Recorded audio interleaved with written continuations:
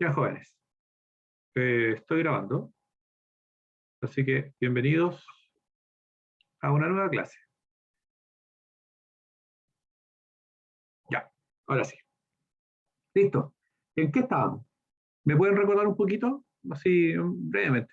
Un, un pequeño recordatorio mental. ¿Dónde estamos?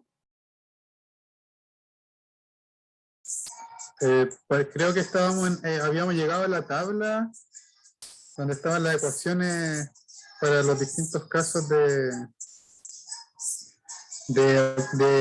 articulado, cuando está empotrado libre, como las ecuaciones Bien. de orden. Bien, ¿de qué orden? Eso es importante. ¿De qué orden estábamos trabajando? Claro. Sí. Segundo Pero orden. para cada caso en particular. Exacto. Entonces, la clase pasada estuvimos viendo algo muy parecido al título de hoy, elementos en compresión, una ecuación diferencial para el pandeo, pero nuestra suposición era que dada que sabíamos las restricciones o las condiciones de borde, ¿cierto? Eh, del elemento, nosotros podíamos derivar una ecuación diferencial de segundo orden que cumpliera con las restricciones indicadas, ¿cierto? Que en ese caso nosotros dijimos, bueno, vamos a derivar este pandeo de Euler o el flexural buckling, ¿cierto? Para una columna que estaba simplemente apoyada en sus extremos.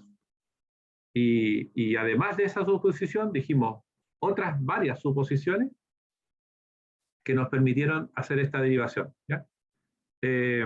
Lo que vamos a ver hoy día es algo bastante similar, pero en vez de suponer o de tener la definición completa de lo que una restricción puede ser, como las que conocemos, digamos, una restricción empotrada o libre o simplemente apoyada o móvil, ¿ya? Vamos a suponer ahora una restricción que tiene ciertas características, ¿ya? Entonces, vamos a empezar a considerar esta columna, ¿cierto? De longitud L, donde este desplazamiento lateral I y la rotación en Z, recuerden que la rotación,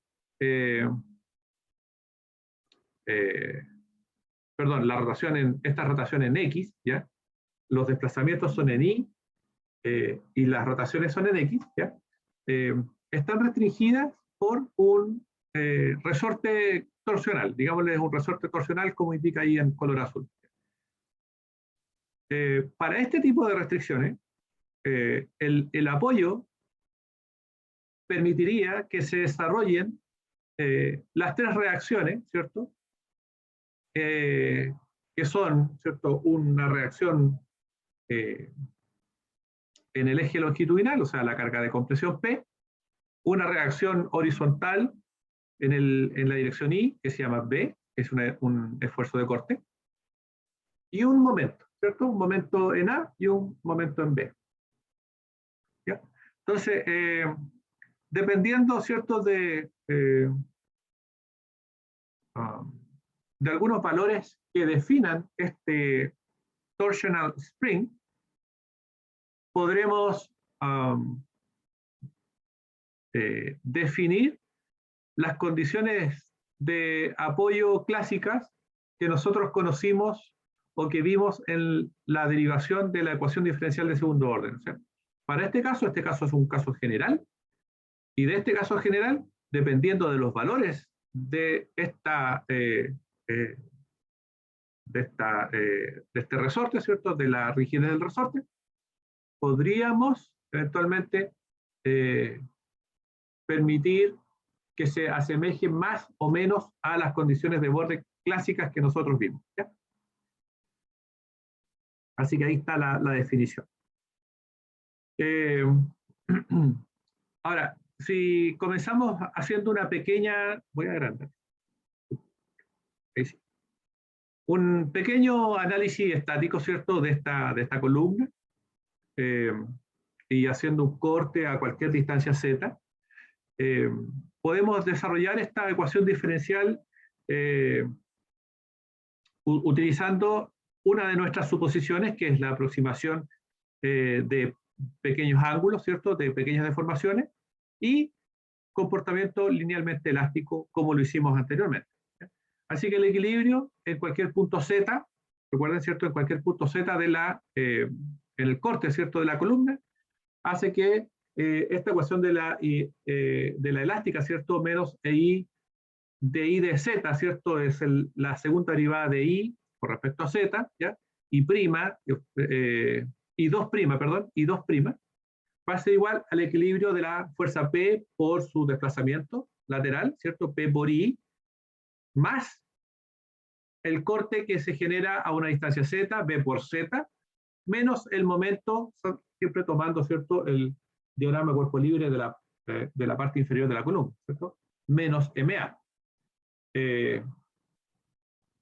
Así que si reordenamos esta pequeña ecuación, que viene solamente de un equilibrio estático, nos queda la ecuación E por I, la segunda derivada del desplazamiento, ¿cierto?, en respecto a Z, I 2', más P por I, igual a MA menos B por Z.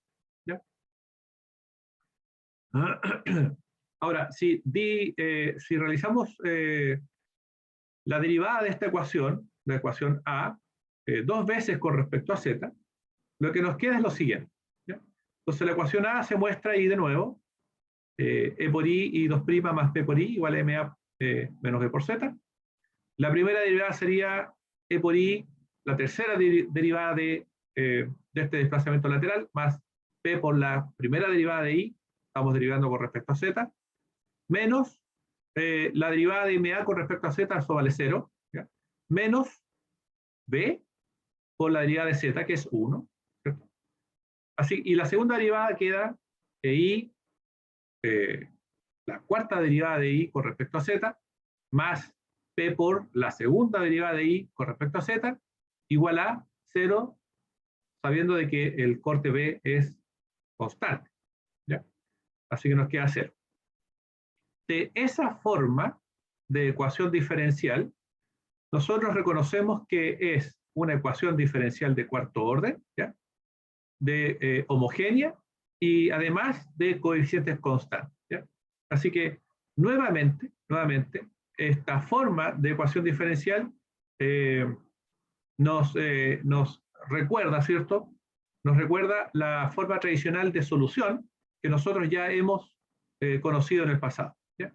Así que reemplazo ahora nuestra función, nuestra variable K, ¿cierto? Nuestra K cuadrada igual a P sobre EI, y me queda finalmente de que esta cuarta derivada de I con respecto a Z, más el factor K, ¿cierto? K cuadrado de la segunda derivada de I con respecto a Z igual 0, tiene una solución clásica homogénea.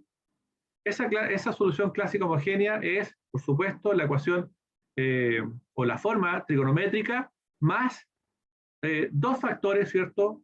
Dos factores que tienen que ver con el grado, ¿cierto?, de el grado de la ecuación diferencial, o sea, se transforma en un polinomio tal que las constantes resuelvan por el grado del polinomio. ¿Ya? Así que, finalmente, una ecuación de cuarto orden homogénea de coeficientes constantes puede tener solución de la forma C1 seno K por Z más C2 coseno K por Z más C3 por Z más C4. Ahora, estas constantes C1, C2, C3 y C4 son constantes que serán determinadas para las condiciones de borde específicas para el caso en que nos encontremos. ¿Bien? De aquí no hay mucha dificultad. Esto lo vimos un poquito en la ecuación diferencial del segundo orden en la clase pasada. Así que esta es la extensión para una ecuación de las mismas características, homogénea y de coeficientes constantes, a través de la solución clásica, ¿cierto?, que ustedes ya han estudiado. ¿Ya? Así que, por ejemplo, miremos esta condición de apoyo simple. ¿Ya? Apoyo simple en ambos extremos, como el caso que vimos en la clase pasada, ¿ya? Entonces, para esta columna, la deformación, ¿cierto? El momento y el corte son 0 en los extremos. Así que nuestra condición de borde número 1 será para i igual 0, perdón, para z igual 0, para z igual 0, el desplazamiento lateral vale 0. Para z igual L, acá arriba en el extremo superior, el desplazamiento lateral vale 0. Y de la misma forma, en z igual 0 y z igual L, el momento vale 0, ¿cierto? O, dicho de otra forma, en términos en i, la segunda derivada de i vale 0 en el apoyo simple, ¿ya? Así que utilizando estas condiciones de borde, ¿cierto? En nuestra ecuación diferencial de cuarto, en la solución, podemos resolver por las constantes de integración, ¿ya? ¿Cómo se hace? Bueno, primero obtengo, ya que necesito condiciones de borde en la segunda derivada de i, a la solución planteada la derivo 2 veces, ¿ya? Entonces, la solución planteada es la que se indica en la ecuación con la letra F, ¿cierto? C1 seno k por z, C2 coseno k por z, C3z, C4, derivo una vez, C1k, ¿cierto? La derivada del seno es coseno, y por el método de la regla, cosa la regla De la cadena. de la cadena, la regla de la cadena, gracias, la regla de la cadena. Derivo lo que hay adentro, la derivada, recuerden que estamos derivando con respecto a z, así que me queda C1k, coseno k por z, la derivada del coseno es menos C2k, seno k por z, la derivada de C3 por z es C3, y la derivada de la constante es 0. ¿Ya? Segunda derivada, me queda menos C1, la derivada del coseno es menos seno, menos C1 k cuadrado seno k por z, menos C2 k cuadrado coseno k por z. ¿Ya? Así que evalúo tanto en i para z igual 0 y z igual L, evalúo i2' para z igual 0 y z igual L, y nos queda más o menos lo siguiente. Utilizando la condición de borde número 1 en z igual 0 y vale 0, nos queda que las constantes C2 más C4 vale 0. ¿Ya? Utilizando la condición de borde número 2 en z igual 0 y 2' vale 0,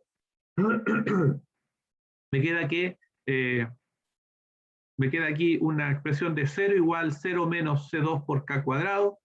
Sabemos ya que k cuadrado no puede ser 0. Eso significa que p vale 0, ¿cierto? Así que C2 vale 0. Y si C2 vale 0, volviendo a la condición de borde número 1, ¿cierto? C4 vale 0. C2 y C4 valen 0. De la ecuación, de la condición de borde número 3 para z igual L, sabiendo que C2 y C4 vale 0, nos queda la expresión de C1 seno k por L más C3 por L vale 0, ¿ya? Esa expresión. Y además, y de esta expresión no podemos hacer mucho porque no conocemos C1 y C3, y de la condición de borde número 4, en z igual L y 2' vale 0, sabiendo que C2 vale 0, nos queda la expresión de menos C1 k cuadrado seno de k por L igual 0. ¿Ya? Sabiendo esto, asterisco y la ecuación asterisco y la ecuación 2 asterisco, podemos decir que las soluciones son las siguientes. La solución trivial sería cuando C1 es igual a C3 y ambas valen 0, solución trivial que no nos genera la solución estructural necesaria, o que C1 de K por L, que el seno de K por L vale 0, o sea, cuando el seno se hace 0 es para cualquier nπ, ¿cierto? Cuando K por L vale nπ, cuando n va de 1 hasta el infinito. Y de esto podemos decir de que reemplazamos K, ¿cierto? La raíz cuadrada de P sobre EI por L igual a NP, o sea que P, ahí está P, vale N cuadrado, pi cuadrado E por I sobre L cuadrado. ¿Ya? Ahí está. Entonces, de esta solución que está aquí, para el caso de una columna simplemente apoyada, cuando nosotros tomamos el n igual 1 para derivar la carga crítica fundamental, ¿cierto? La carga crítica de pandeo fundamental, nos queda la expresión P crítico igual a pi cuadrado E por I sobre L cuadrado, la expresión que nosotros ya habíamos derivado utilizando la ecuación diferencial de segundo orden. Por lo tanto, tanto la expresión diferencial de segundo orden como la de cuarto orden nos entregan la misma solución, siempre y cuando a la ecuación diferencial de cuarto orden nosotros le entreguemos la información correspondiente a las condiciones de borde del apoyo que nosotros estamos considerando, ¿cierto? O sea, parece lógico de que nos tenía que dar la misma expresión de la clase pasada. Bien, entonces, de nuevo, hemos derivado, ¿cierto?, una expresión para la carga crítica de pandeo, utilizando una expresión o una ecuación, ¿cierto?, una expresión diferencial de cuarto orden, suponiendo lo siguiente.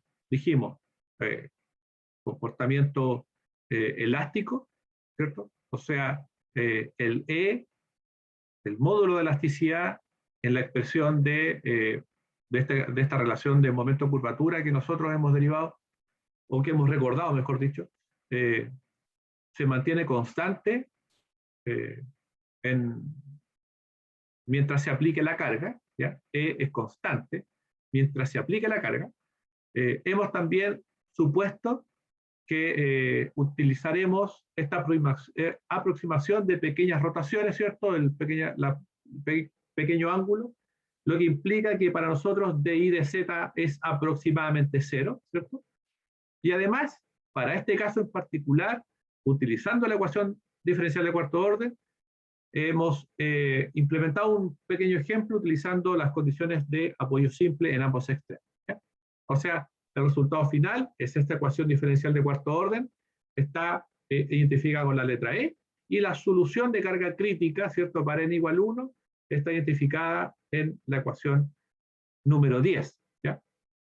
Entonces, ese procedimiento que nosotros vimos para la ecuación de cuarto orden puede ser seguido, ¿cierto?, para llevar cualquier carga de pandeo en columnas, suponiendo cualquier condición de borde, ¿ah? Indistintamente si es una condición de borde simplemente apoyada.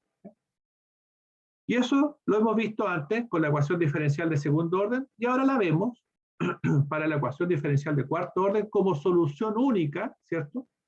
Solución única. Estos son, por si acaso, los mismos casos que vimos anteriormente. Un caso simplemente apoyado, un caso biempotrado, un caso empotrado y apoyo simple, y el caso de empotrado y apoyo de una condición libre, ¿cierto?, en el extremo superior. Y vimos, ¿cierto?, que para el caso de ecuación diferencial de segundo orden, existía una ecuación diferencial para cada caso, ¿ya? Ahora lo que vemos es una ecuación diferencial transversal para todas, o sea, que se generaliza la solución, ¿ya? Y lo que no se generaliza es la condición de borde asociada a cada restricción, ¿cierto?, que se genera por el apoyo simple, el empotramiento o estas condiciones de borde libre, ¿cierto?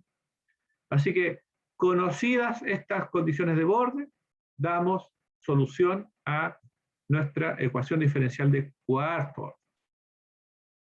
¿Bien?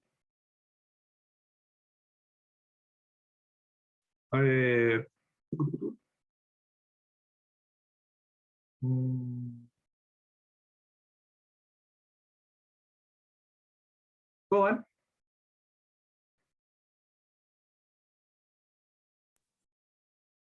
Está fácil. Bien, profe, bien. Quedó claro. Está fácil, ¿cierto? Sí, todo clarito. Es que es Ah, parecido al segundo orden. Sí, pues qué Entonces, fácil. Eh, Se me había olvidado, sí, la solución de, de las ecuaciones de cuarto orden. Ahora me lo recuerdo. Uno la usaba hace cuánto tiempo. ¿Hace cuánto tiempo no lo usaba? Pucha, la tiene que haber usado en... ¿Dónde lo usaron? En... A En ver. ecuaciones diferenciales. No, pero Ah, después bueno, también lo usaron. en dinámica se veía. Dinámica, en Mm, hidráulica también la debieron haber usado. hidráulica. Sí, por ahí hay una ecuación diferencial de flujo. Ah, Yo no lo sí, usé, profe. pero O ahí quizás sí, uno tomaba la ecuación pero poco. diferente. Eh, Tiene hartas aplicaciones esta forma de ecuación diferencial, pues. Lo que pasa es que a Tiene veces a uno le pasan o sea, uno toma la ecuación lista, no la deriva. Como que los profes a veces muestran la derivada, o sea, la obtención de, y claro, uno llega y toma la final nomás y la usa. claro, claro. Eh, bueno, es cierto. Bueno, del curso de ecuaciones diferenciales, es cierto. Ahí vieron todas las ecuaciones diferenciales del mundo. Vieron hartas. Eh, Homogéneas y no homogéneas vieron.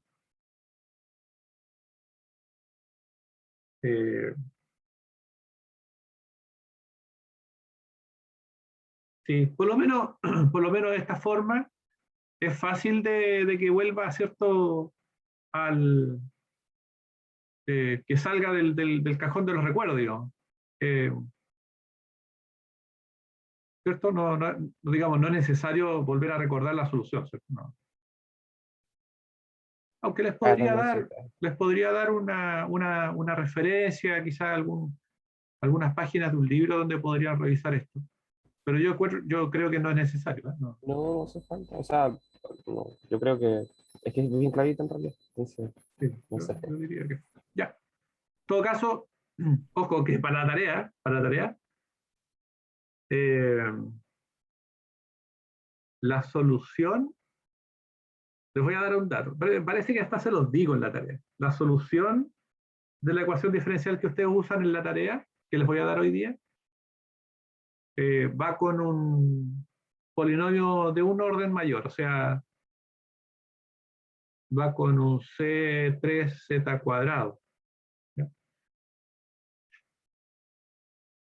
Pero, pero bueno, esa es parte de la tarea. Ya. Listo. Entonces, Profesor, ¿y la tarea? ¿qué? Disculpe, disculpe que le interrumpa. No, no, tranquilo.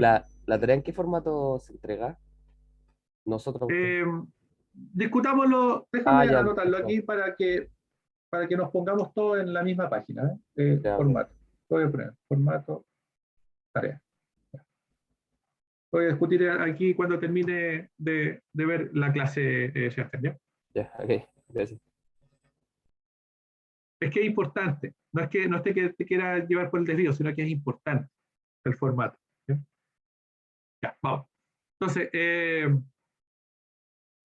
dice aquí, bueno, hemos resuelto, todavía estamos en la ecuación diferencial de cuarto orden, hemos resuelto eh, la carga crítica de Pandeo, o sea, para nuestro caso de Pandeo por flexión, ¿cierto? Utilizando dos procedimientos. Una ecuación diferencial de segundo orden, de nuevo, esto es un poquito repetitivo, pero no hay que olvidarlo. Una ecuación diferencial de segundo orden que está dada por la expresión 3, ¿cierto? Para el caso pin-pin, significa apoyo simple, ¿ya? El pin es el apoyo simple. Pin-pin only. Y la expresión está el I2' más K cuadrado I igual 0. Y utilizamos, o derivamos, entre comillas, ¿cierto? Derivamos, haciendo un equilibrio estático de un resorte. Ahí está.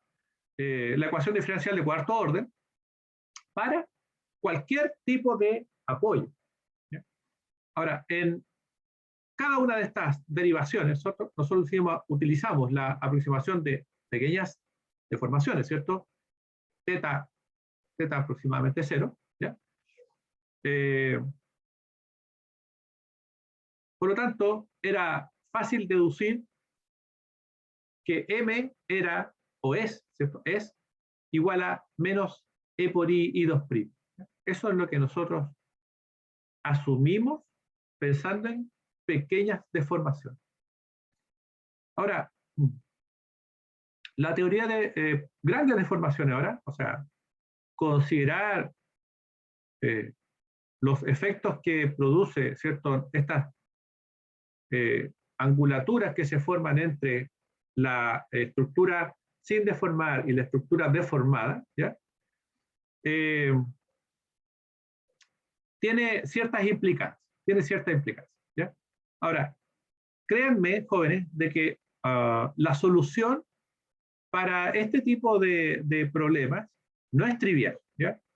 Porque si ustedes ven la expresión de esta radio de curvatura instantánea, que ustedes ya lo habían visto antes, ¿ya? Que era, ¿cierto?, la inversa del radio de curvatura es igual a, la verdad es que el radio de curvatura igual a menos m sobre EI, ¿cierto? Siendo R el radio de curvatura instantáneo, o sea, 1 sobre R es el radio de curvatura, ¿ya? Menos m sobre EI es igual a un cambio, ¿cierto?, en la tangente que se forma en cada punto de la curvatura, o sea, es un de teta con respecto al paso que da este cambio de curvatura, ¿ya? Y eso se aproxima a un de teta de S.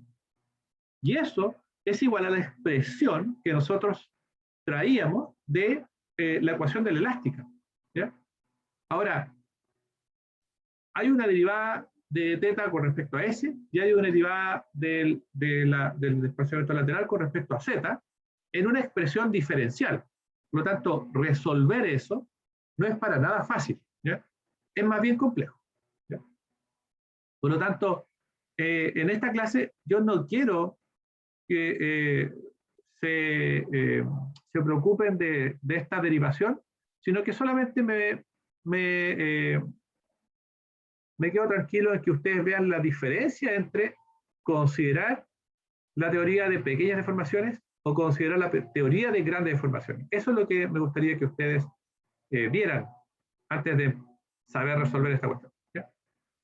Así que, bueno, la solución yo les digo aquí, es compleja, quizás extensa, ¿cierto?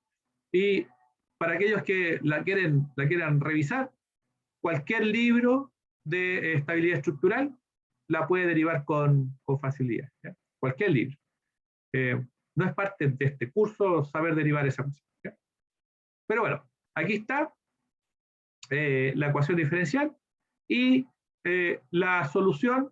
Para este caso en particular vamos a considerar una columna simplemente apoyada, ¿ya? En donde seguimos asumiendo que los esfuerzos se mantienen en el rango elástico, o sea que la ley de Hooke sigue en pie, sigma igual a E por epsilon. Seguimos teniendo materiales homogéneos e isotrópicos. Nuestras secciones planas se mantienen planas, o sea, no hay efectos de deformación por corte, ¿cierto? El elemento perfectamente recto, carga cero para el nivel 3,0, o mejor dicho, nivel de estrés 0 para carga igual 0. Condiciones de borde conocidas, y no hay rotación en la sección transversal, ¿cierto? No existe rotación. Entonces, para esa condición, y aplicando la teoría de grandes deformaciones, basta con hacer un equilibrio, ¿cierto?, en una distancia z, definido todas estas variables, ¿cierto? Tenemos la pendiente de la tangente en z, la deformación lateral o la deflexión en z, tenemos las pendientes finales, ¿cierto?, alfa en ambos extremos, ¿cierto?, el problema simétrico, el momento en cualquier punto en z, que vale P por I, el radio de curvatura y la longitud del arco S, ¿cierto?, de la deformada, ¿ya? La relación de momento-curvatura está dada por esa expresión, ya la vimos anteriormente, 1 sobre R vale M menos M sobre EI, ahí está la expresión, es la misma. La curvatura, ¿cierto?, o el cambio de curvatura con respecto a esta longitud de arco de θ sobre S es 1 sobre R, y la solución nos entrega una ecuación diferencial para grandes deformaciones en función de teta, ¿ya? Con respecto a S. Es en función de teta con respecto a S. E por I de lo que cambia teta con respecto a la longitud del arco, más P por I igual 0. Recordando la misma expresión para la ecuación diferencial asumiendo pequeñas deformaciones, estas pequeñas deformaciones nos dicen, bueno, es parecida, pero lo que cambia aquí es la velocidad, ¿cierto? Lo que cambia es la velocidad en que esta columna se deforma con respecto a Z, ¿ya? Así que estas expresiones, a pesar de que parecen ser un poquito similares, la primera dice lo que cambia la tangente, ¿cierto?, a la curva con respecto a la longitud del arco versus lo que, a la velocidad que cambia la deformación lateral con respecto a Z. ¿Ya? Así que la idea aquí es poder comparar estas dos ecuaciones diferenciales y saber sus implicancias. ¿Ya? Así que si usted resuelve estas ecuaciones,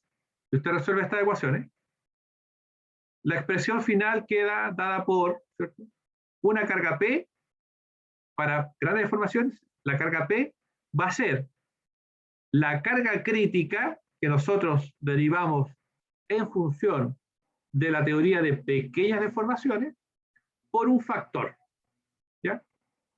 O sea, grandes deformaciones, P, es pequeñas deformaciones por un factor, ¿ya? Ahora, este factor de 4K cuadrado sobre pi cuadrado, considera el cambio de curvatura que genera, ¿cierto?, esta pendiente, o sea, que genera el cambio de pendiente que genera el paso en la curvatura. ¿Sí?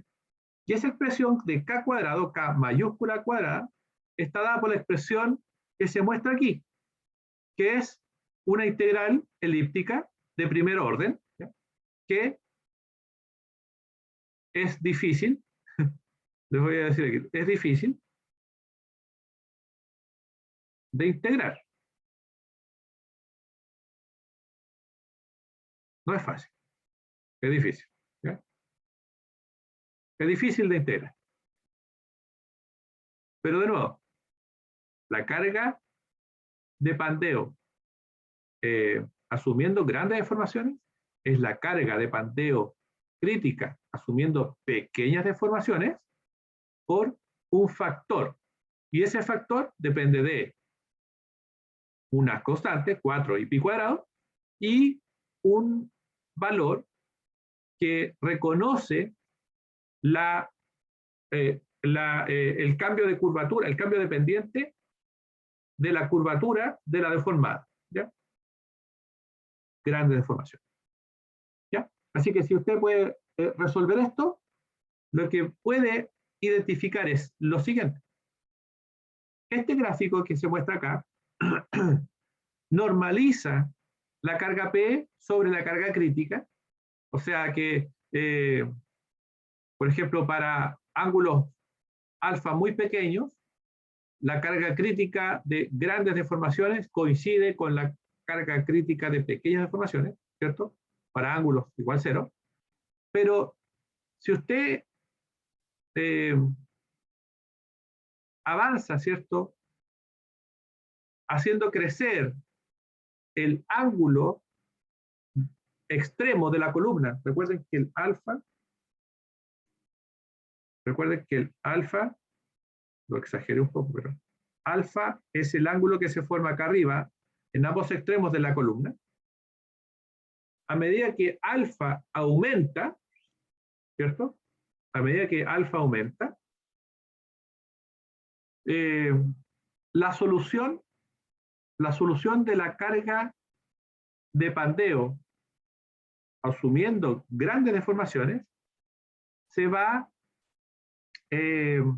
distanciando de la carga que asume la teoría de pequeñas deformaciones. ¿Ven? La carga de pandeo utilizando grandes deformaciones se va alejando de esta línea, ¿cierto? Que es la normalización por P crítico. Por lo tanto, esta diferencia es la diferencia que hay entre pequeñas deformaciones y grandes deformaciones. ¿Ya? Ahora, lo interesante de este gráfico es que parece ser, ¿cierto? Parece ser que para cargas que son menores a 20 grados, perdón, para ángulos que son menores a 20 grados, la teoría de grandes deformaciones y la teoría de pequeñas deformaciones es prácticamente la misma. O sea, la carga crítica que se obtiene a partir de ambas teorías hasta ángulos iguales a 20 grados aproximadamente son prácticamente la misma. Mientras que para ángulos mayores, la carga crítica de pandeo de columnas utilizando pequeñas deformaciones tiende a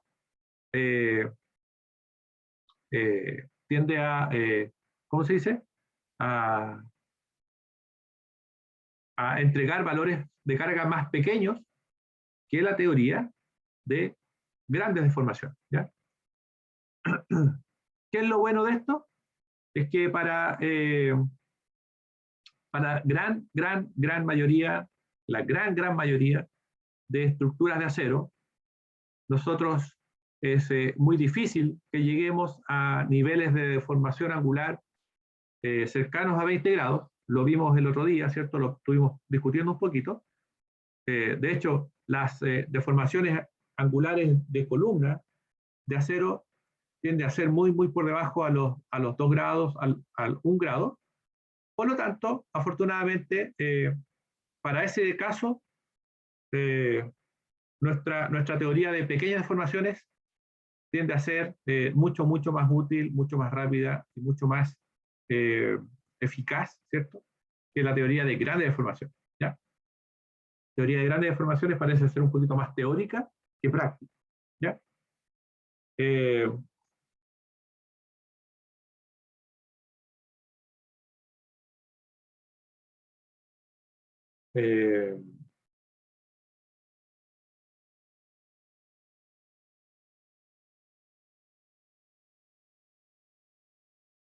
Eso.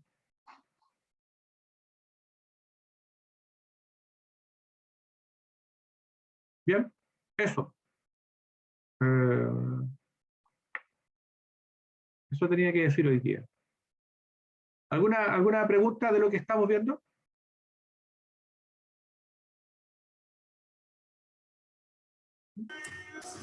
Yo ninguna, profe, quede claro.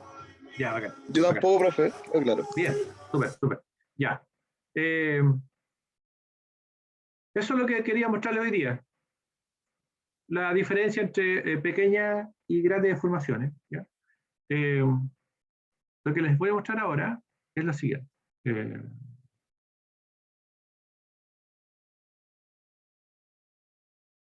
A ver, vamos a ver. ¿Dónde estás?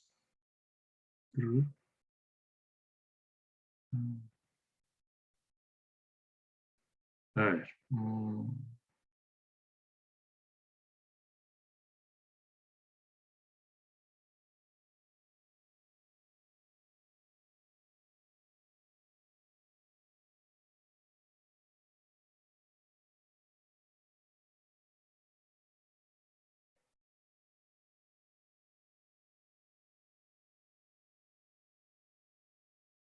Ya.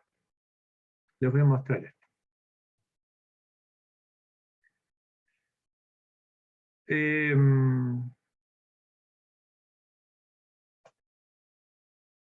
Ya. Con respecto a las tareas. Profesor, Ya. ¿me escucha? ¿Sí? Ah, ya, que no pude preguntarle, estaba lejos del computador.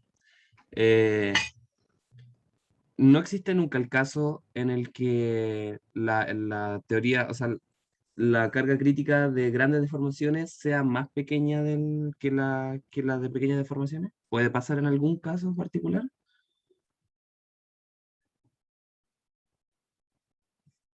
Eh,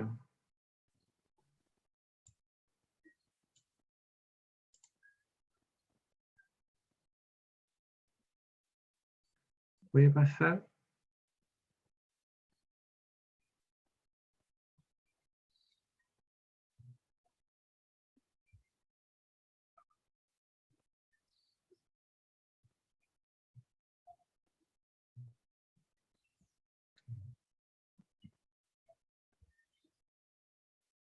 Estoy pensando si es que puede pasar en el acero. En el acero puede pasar.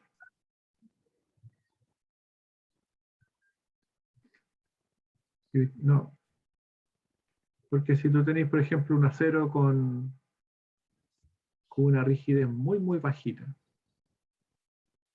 con con el E muy bajito. Ponte que existe un acero que tenga el E muy, muy bajito. Eh,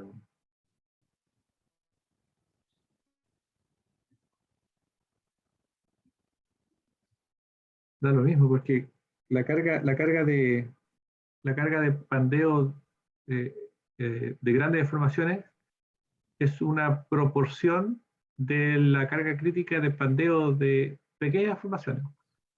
Mm. Entonces, por ejemplo, si sacáis el 4 sobre pi cuadrado, os lo sacáis fuera. Solamente te queda el k cuadrado, el de la integral elíptica, ¿cierto? Ujú. Y la integral elíptica depende de un ángulo de rotación, phi. Por lo tanto, da lo mismo si es un buen material, o malo, un mal material, o indistintamente si es otro material. ¿Ya? Por ejemplo, un plástico, un polímero, cosas así. Eh, siempre la carga crítica de pequeñas deformaciones va a sobreestimar un poquito el comportamiento. Mm. Por lo tanto, la de grandes deformaciones en algún momento siempre va a ser un poquito mayor. Ok. Claro, claro, estaba pensando igual en la proporción, sí. Y el LI no tiene nada que ver porque se está en ambas, así que sí. Claro, está en ambas. Y claro. Entonces, lo que hace pequeñas deformaciones es sobreestimar un poquito el comportamiento cuando, claro, cuando tenéis ángulos muy grandes, la Ujú. sobreestiman. Por lo tanto, claro, nunca va a ser esa mayor a la de grandes deformaciones. Ok, gracias, profesor. Eso era. Vale, ya. Entonces, con respecto a las tareas, jóvenes, yo aquí tengo una opinión y una recomendación. ¿Ya? Mi opinión es que, siendo este curso, así como los cursos que ustedes están tomando en seminario, o para los alumnos del pregrado que estén en los cursos de último nivel y ya estén a punto de ser unos profesionales, ¿ya? Es que ya no lo son, digamos, en algún sentido. Eh, la calidad de la tarea tiene que ser de muy buena calidad. ¿Ya? Eso es lo primero. Hay que tener un estándar de calidad superior a lo que tradicionalmente uno trae. ¿Ya? Ahora, ¿dónde está la vara de la calidad? Es que es pensar en que, bueno, una tarea que entregan en una hoja, por ejemplo, de cuaderno con flequillo y escrita con borrones, ya, eso es mala calidad. El criterio es que eso es una mala calidad.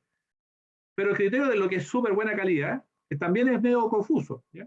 Entonces, para eso yo prefiero mostrar ejemplos y algunas herramientas eh, que pueden ser para ustedes útiles para presentar documentos de buena calidad. ¿Ya?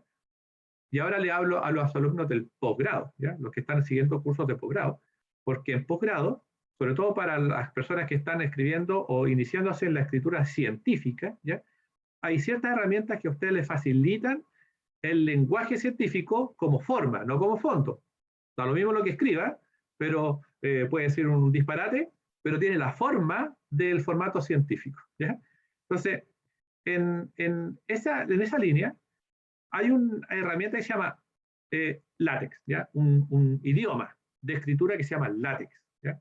Y LaTeX eh, es una forma de escribir como como en código, ya para los que usan, por ejemplo, MATLAB y cosas así, es algo así, un código, es un código que es fácil de aprender, no es difícil, ¿ya? Es fácil de aprender. Y genera documentos de buena calidad, no solamente por el formato, que a veces viene preestablecido, o que es fácil copiar un formato sobre otro, sino que también la calidad de la letra tiende a mejorar, la calidad de las figuras tiende a mejorar, porque ahora LaTeX viene con un sistema ¿cierto? De definición vectorial sobre cada punto, por lo tanto no se pixelean las cosas, bueno, es formato, ¿ya? Esto no es calidad científica, esto es formato, ¿ya? Ahora, el resultado de un documento hecho en LaTeX es algo como esto, ¿ya? Esto es más o menos lo que ustedes ven en LaTeX, ¿ya? Entonces, verán que aquí en el documento que aparece un PDF acá al lado, yo no puedo escribir sobre él. ¿Ven? Acá arriba no puedo escribir, yo no puedo editar este PDF, no puedo hacer nada, sino que todo lo que yo quiera hacer acá, debo hacerlo por ejemplo, donde dice Proposal Description, que está aquí, ahí está el Proposal Description. Si yo quiero modificar eso, tengo que modificar algo acá. Por ejemplo, le voy a poner ja, así. Y debo recompilar el documento porque he modificado el documento punto texto, ¿cierto? El LaTeX. Y debo recompilar para que este programita que se llama Overleaf pueda reconocer ese compilador y generar un nuevo documento. ¿Ya? Y así está. Y ahí queda jajaja. ¿Ya? Entonces, una recomendación para todos es que sería interesante de que se empezaran a sumergir en documentos que estén escritos en LaTeX, ¿ya? Overleaf tiene una versión gratuita, ¿ya? Que es suficientemente buena para generar cualquier tipo de documento, ¿ya? Hay otros tipos de herramientas para generar documentos en LaTeX que son compiladores que vienen por separado. Por ejemplo, Mixtex también baja usted, es gratis, baja ese compilador y puede generar documentos en LaTeX sin la necesidad de estar conectado a Overleaf, ¿ya? Overleaf hace exactamente lo mismo. ¿Por qué me gusta Overleaf? Primero porque tenemos la licencia, o sea, podemos hacer documentos compartidos entre otros colegas, ¿ya? Además, para mí es más fácil empezar a compilar en un documento que esté así, ya prearmado.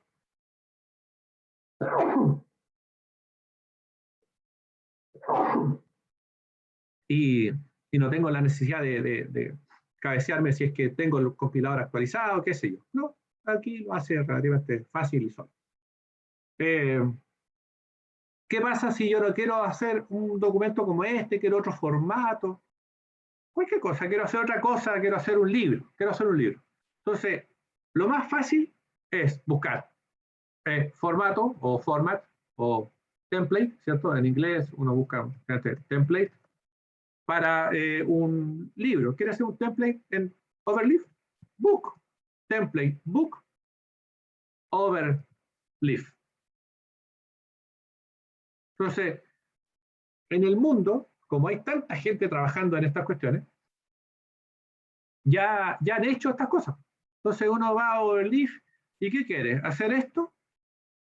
¿Quiere hacer un capítulo así? ¿Quiere hacer un título de trabajo aquí? ¿Quiere escribirlo en no sé qué idioma? Debe ser árabe. ¿Qué quiere hacer? Hay 200.000 millones de templates, ¿ya? Por ejemplo, si le pincho a esa, aquí me va a bajar el PDF o le va a bajar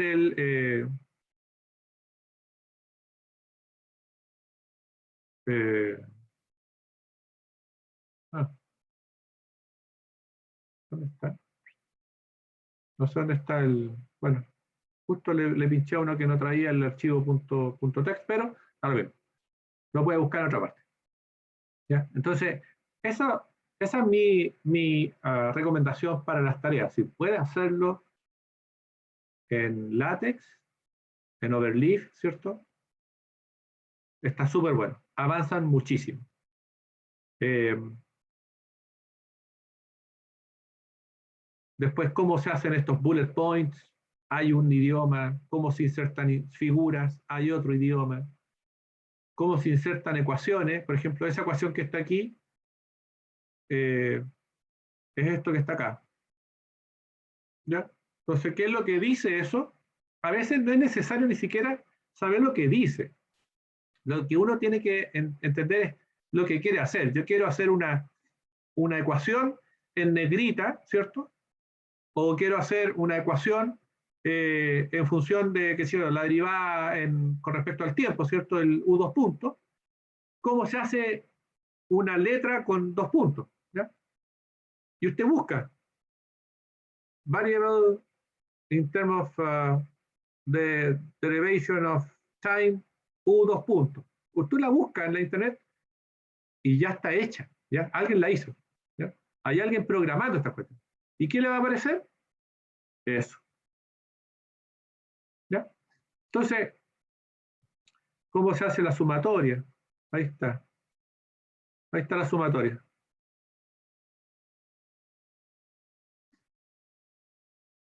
La sumatoria de R igual 1 hasta N de phi, que es el valor de phi sub R por Q sub R de T. ¿Ven? Entonces, de nuevo, por supuesto, si yo escribiese esto, no me voy a acordar de esto en el futuro. Pero si lo escribo una vez, copio y pego, lo voy a escribir de nuevo. Quiero hacer un sub T, le cambio la T. En vez de R igual 1 hasta N, va de R igual 2 hasta M. Es cosa de cambiar las variables. No, no cuesta nada. Eso, y está bueno. Hay paquetes que hacen cosas, qué sé yo. No, de nuevo, al principio parece ser un programa relativamente complejo, no lo es, un poquito de práctica necesita, ajustarse, ¿cierto?, a las escrituras que uno va a empezar a redactar y después uno se va por un tubo, ¿ya? Se va por un tubo. Y lo bueno es que como está en la web, ¿cierto? Overleaf es una cuenta que en la web todos sus trabajos pueden quedar, ¿cierto?, escritos aquí y usted los puede revisar, qué sé yo, sus trabajos, todas las cosas que quiera usted hacer quedan guardadas en la web y no las puede perder. ¿Ya? Profe, Overleaf, diga. la tarea se la entregamos en inglés o en español. Ya, qué buena pregunta. Las tareas, usted me las puede entregar primero en el formato que quiera, ¿ya? Yo no estoy diciendo que es obligación usar Overleaf o LaTeX. Lo que estoy diciendo Okay. es que es una buena opción. Les aseguro que les va a servir. La tarea 1 es corta, ¿ya? Por lo tanto, está bueno tener tiempo para hacerlo. Y 2, puede ser en inglés o en español, ¿ya? Que les trato yo de promover inglés. Escríbala en inglés. El profesor sabe que yo no entiendo nada de inglés. Inténtelo. Yo le puedo ayudar con el inglés, le puedo corregir algo en el inglés, ¿ya? Y no le voy a bajar nota por el inglés, ¿ya? Para nada. Esto no es un curso de inglés. Inténtelo. Acostúmbrese a escribir cositas en inglés, ¿ya? Le va a servir. Entonces, mi recomendación para un buen trabajo, el látex en inglés. Abstract si no le ponemos, ¿no? Porque si va a ser corta, no va a tener mucho sentido. No, no, a esta altura, estas tareas, excepto la última tarea que es un trabajo, ¿ya? Ajá. Todas estas tareas no tienen Astra, no tienen índice, no tienen introducción, no tienen Ya, nada. Es concreto el nomás. desarrollo numérico nomás, solamente. Ya, genial. Si quiere, hasta incluso podrían tomar algunas figuras de Excel, por ejemplo, porque en alguna tarea hay que trabajar en Excel para sacar unas planillas, qué sé yo. Esas planillas usted las copia como figura y las puede insertar en el documento LaTeX, pero manteniendo el formato. ¿Entiendes? Ya. ¿Ya? Excepto el último trabajo sí trae un formato ya más establecido con una introducción, un índice, una referencia, qué sé yo, cosas así. Ok. Ya, chiquillos. Eso. Les voy ahora a publicar la tarea. La tengo escrita ahí. ¿Ya? Ahora Pero sí. tenemos un avance. Tenemos un avance. ¿Ah? Ahora sí. Ahora sí se acuerda. Sí. ¿Ya? Así que eso, jóvenes. No es obligación usar ni Overleaf, ni LaTeX, ni inglés. Yo que les recomiendo, usen Overleaf o usen LaTeX y usen inglés. ¿Ya? Ok.